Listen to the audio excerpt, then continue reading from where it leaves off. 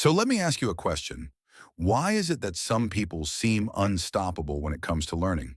Every skill they touch, every challenge they face, they grow, adapt, and master it like it's second nature. Is it talent, luck, number?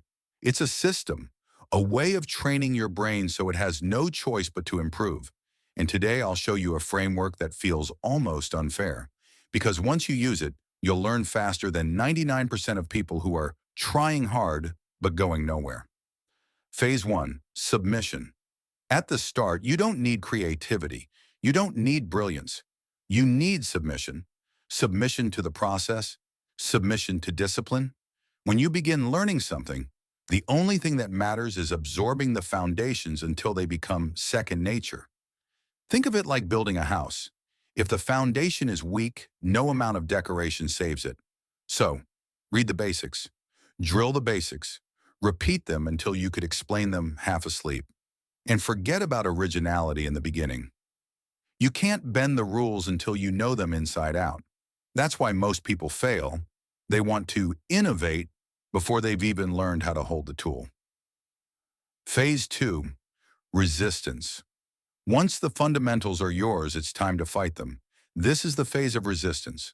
Question everything, not blindly but deliberately. Try the opposite approach. Test new angles, push boundaries. Here's the secret. Mastery isn't about memorizing a set of rules forever. It's about discovering why those rules exist and when to break them. Without this resistance, you stay a permanent beginner. With it, you forge your own path. And here's the twist. Even in this phase, you must protect what the Japanese call a beginner's eye.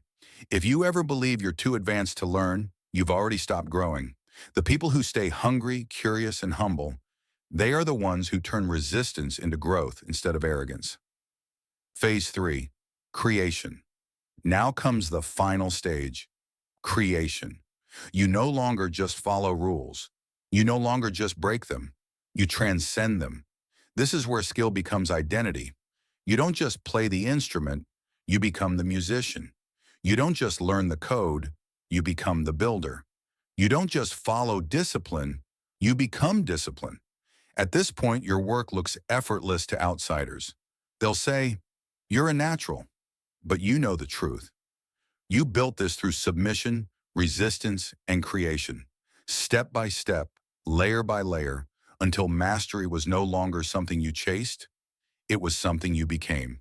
And here's the final takeaway. Most people never make it past the first phase. They quit because the basics feel boring, or because they mistake activity for progress. But if you endure submission, challenge the rules with resistance, and finally transcend them through creation, you don't just learn faster, you become unstoppable. So ask yourself, do you want to be another beginner stuck in circles? Or do you want to be the person who turns every skill, every challenge, every dream into mastery? The choice is yours.